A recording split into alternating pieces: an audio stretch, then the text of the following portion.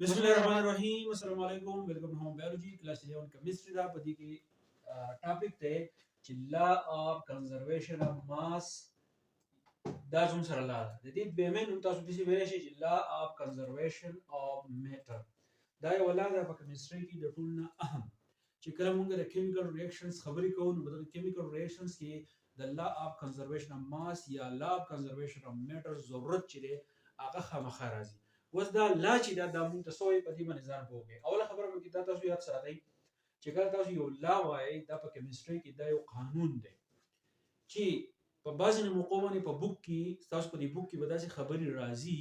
چې د هغې خبرې بنیاد چې دی هغې بنیاد به یو لا وي په دې لا کې چې کومه خبره شوې ده دا قانون چې موږ ته څه وایي نو هغه خبره به تو په دې بوک کې چې دا کوم ټاپک راځي هغه ګوري که فرض کا هغه ټاپکونه او دا لا د یو بل سره سمې نه خوري نو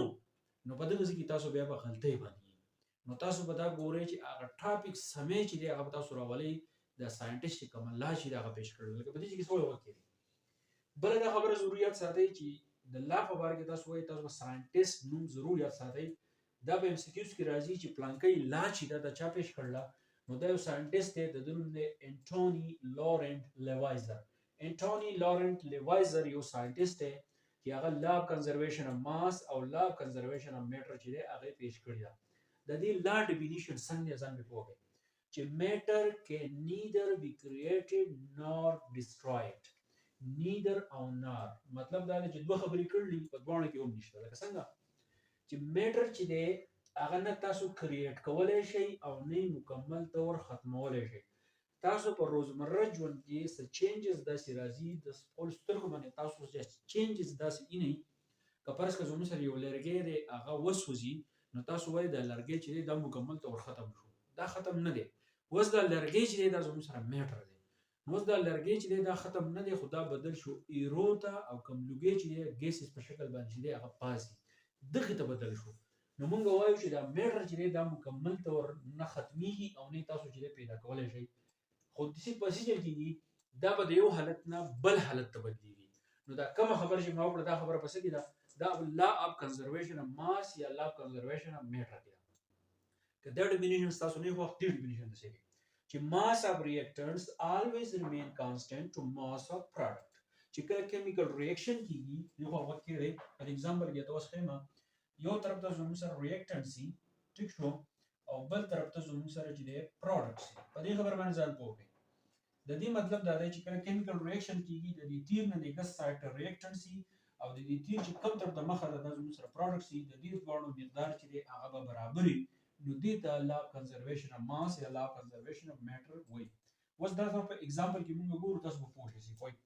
دا زموږ سره کاربن دی دا زموږ سره اکسیجن دی دا کاربن ډای اکساید دی اوس دا دوه چې دي دا ریاکټنټس دي ځکه چې دا دوه میلاویږي نو ځکه موږ وایو دا دوه څه دي دا ریاکټنټس دي په بدل کې مال دا کاربن ډای اکساید راکړل نو دا زموږ سره پروډکټ دی ټیک شو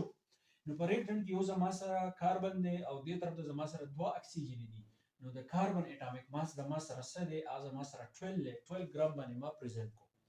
بیا د اکسیجن اټامیک ماس چې هغه 16 دی خو دلته کې اکسیجن دوه دي نو ټول موضوع په 16 کې ضرب ورکړم نو زما سره 216 نه 32 شو ګرام سره ما ولګو اټامیک ماس ما پریزنت کو نو دلته کې 12 او 32 چې تاسو جمع کړئ نو د دې نه زما سره 100 راځي د دې نه 44 راځي نو مطلب دا دی چې 44 ګرام ماس چې دی هغه دلته کې موجود دی مال کاربن ډای اکساید راکړل نو د کاربن اټامیک ماس چې دی 12 ګرام دی دغه شان د اکسیجن دوه اکسیجن دي کاربن ډای اکساید زموږ سره جوړ کړل نو دوه اکسیجن اټامیک ماس چې دی زموږ سره 32 دی نو 12 او 32 چې تاسو جمع کړئ 44 نو اوس دې خاصه کوي 44 د دوی جوړیږي د ریاکټنټس ته او 44 مال په پروډکټ کې راکړل د دې خبرې مطلب دا دی چې دا ریاکشن زموږ سره صحیح دی دا ریاکشن چې دی دا په لا کنزرویشن اف ماس چې کوم اصول دا په غیبه باندې چې دی پوره دی نو ماس اف ریاکټنټ یعنی د دې ریاکټنټ کوم وزن چې دی هغه 44 ګرام دی بیا د پروډکټس کوم وزن چې دی هغه زموږ سره 44 ګرام دی نو دا ډول زموږ سره ریاکټنټس او پروډکټس چې زموږ سره بالکل تول دي په ناپ تول باندې زموږ سره برابر شو نو موږ وایو لا کنزرویشن اف ماس لا کنزرویشن اف میټر دلته کې اپلای کیږي نو دا خبره چې دا بالکل صحیح ده اوس پکار دا وي چې دا ډول زموږ سره میلاو شو چې دا بالکل ختم شوی خو ختم نه شو زموږ سره نوې څه چې راغراکو نو دا لا کنزرویشن اف ماس یا لا کنزرویشن اف میټر نو امید کوم چې تاسو پوه شئ په دې به لا اف ډیفرنٹ پروپورشن به دوکما میلاو شو د بل لیکچر سره. ثانک یو ډیر